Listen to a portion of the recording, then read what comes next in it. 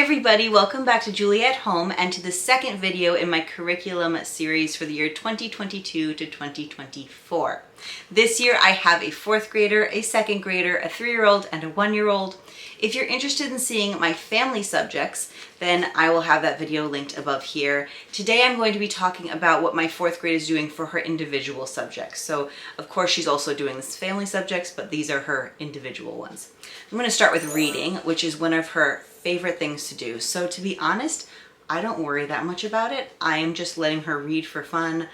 I enjoy reading for fun. I just want her to love it. So of course there's stuff that I'm throwing in a few things here and there, and as she gets older she'll have to read more of her school books, but as we are right now I do read a lot of them aloud for family school and stuff. But I am sending her some here and there. So for example, I've got some historical fiction for her. She's already read this, Dog Diaries. There's also Horse Diaries.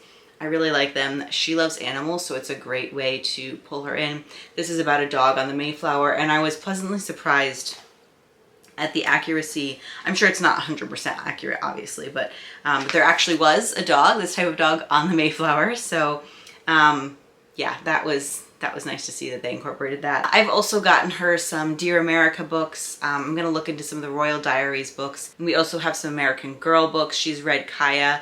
I have Felicity for her to read this year. And then we have, there's a bunch of Magic Tree House and Who Was up there as well that she's welcome to read.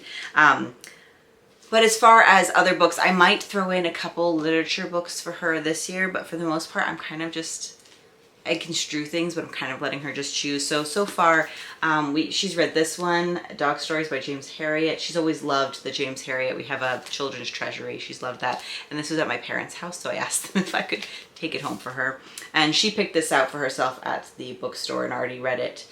I'll have to ask her what her review is on it. If you want to see, like maybe her do a video of some of her favorites, or I could do a video if she doesn't want to on some of her favorites. She is in 4th grade, but she's reading, I think, like a 7th grade level. So I kind of let her read what she wants, except I do look for content issues, because she can read a lot of the books in the house, and there's just a few that I want her to be a little bit older before she gets there. Also, just to mention with reading, something we've started doing on and off that has been fun is doing a mommy-daughter book club. So she's chosen the book so far. I might choose one or two in the future.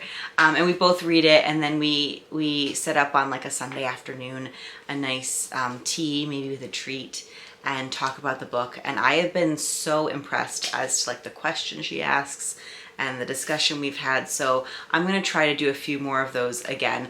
I just have to find the time to make sure I can read the book. Next is writing. There's several components to writing. So the first is the actual physical mechanics of writing. And so she's gotten pretty good. She learned in cursive, and she's pretty solid in cursive. And then she taught herself print. And I had her do a print workbook last year to kind of just, because I never did formal teaching of it, so to kind of just go over that with her. And so she writes pretty well in both, and so I'm going to have her just continue to do her writing in both cursive and print to practice that. And she'll do writing in several different formats. The first will be copywork.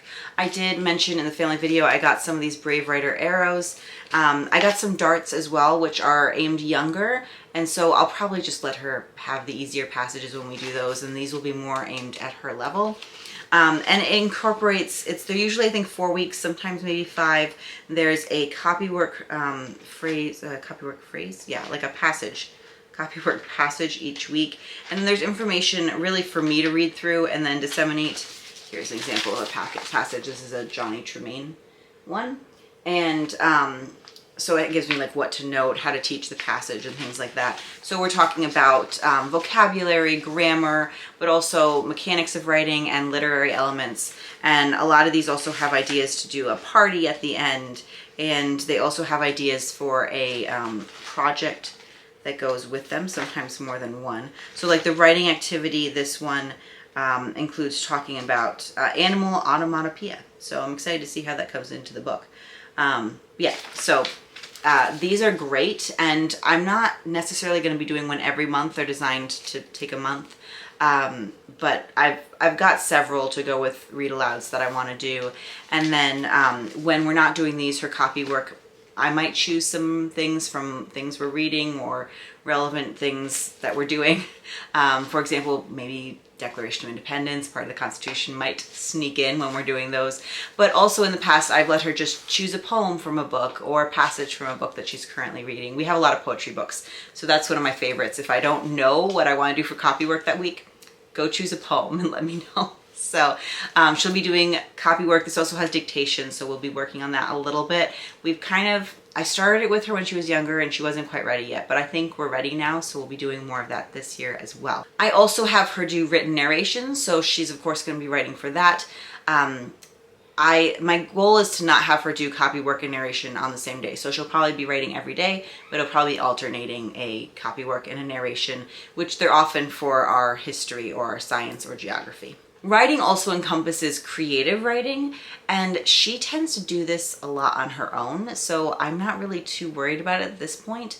I may throw in some projects as I see fit or try to guide her towards some things, but when we have long breaks, she has a tendency to do projects on her own, so she's been working on a book about dragons, which then encouraged my son, who's in second grade, to do the same. So that has worked out really well. I'm just going to let them go because it's better if they are self-directed, less work for me, more excitement and learning from them. So if that works, I'm going to go with that. If I'm not seeing anything, I might try to strew some stuff and push them in that direction a little bit, but I'm not planning anything exactly for that yet. She's also doing typing. So we actually started this year with these, they're the Good and the Beautiful typing books. There's, I think, 3 different books. And I like that she's obviously typing on the computer, but I like that it's like physical, it's a physical book and there's short lessons that she's going through. And she gets to put a sticker on the page when she finishes it, so she likes that. It's just very chill, I guess. It's not as high-paced as some of the other programs. After she finishes these, we probably will do one of the other computer-based programs like Mavis Beacon. Does Mavis Beacon still exist? Let me know. Where it's more timed to increase her speed and proficiency. But for right now, we're working through these and I'm hoping to get through them this year. So I'm hoping to get her moving a little faster on them. For math, we are doing Math Mammoth. We started really doing Math Mammoth regularly last year. Before that, I just used it here and there. I had the digital copies and I just printed out some pages to use to supplement what we were doing, because I did kind of a combination of Montessori math and Charlotte Mason math, which I do really like for younger years, but I wanted to make sure that I was like getting to all of the topics. So we were ahead in some areas and behind in some others. And we weren't getting to things like measurements. So I've been finding it really useful to use the curriculum. And so she's a little bit behind because I had her starting with trying to get through a lot of the second grade and third grade one last year. So she got through all the second grade and half of the third grade, which I think is fantastic. So she's on 3B right now, which is the second half of third grade. And I also have 4A and 4B ready for her to go. And I'm probably going to have her try to finish through all those this year. We're going to, again, we'll see how it goes. I don't want to stress her out too much. And it's a lot of repetition in these elementary years, so I don't feel like we're too behind. And I did mention we're also doing Math in the Garden. If again, check out the family subject video. I talk about that a little bit more, and we might do a little bit of more of a unit on money, but there is also stuff on money in here. We are doing handwork again, and that's separate from art. So I'm including this in the kids' individual school this year, mainly because they're going to be doing different things. We are all starting with learning cross stitch for samplers. This is actually what she's done so far already. It's based on this sampler kit that I got as part of our colonial America study. So that's what we're doing for handwork right now. We're all doing a cross stitch. After that, she really wants to learn to crochet. So I'm gonna get her a crochet kit, and we'll go from there. I have a couple resources actually that I'm looking at for crochet. I haven't entirely decided where I'm starting with that, but I also have my eye on several crochet kits, some of which will probably be Christmas presents, but she'll probably want to start at least one before then. And then she's also taking piano. I did originally require my kids to do, the original requirement was 1st through 3rd grade take an instrument, and she chose to start with piano. I've discussed it with my husband and explained this to her as well, but upping the requirement to an instrument 1st through 5th grade, and they're all going to start with piano. So we've decided that it's just such a great benefit. I see so much benefit in her taking piano lessons that I am increasing the requirement up through 5th grade right now. And then I will either let her quit or continue or switch instruments. So, I mean, part of me hopes she continues or switches instruments, but I know once we get to 6th grade, other work will be stepping up. So it feels like that's a good time that if she does want to stop, that she can. So that's all of the 4th graders' individual schoolwork. In the next video, I'm going to talk about my 2nd grader, so I will see you there.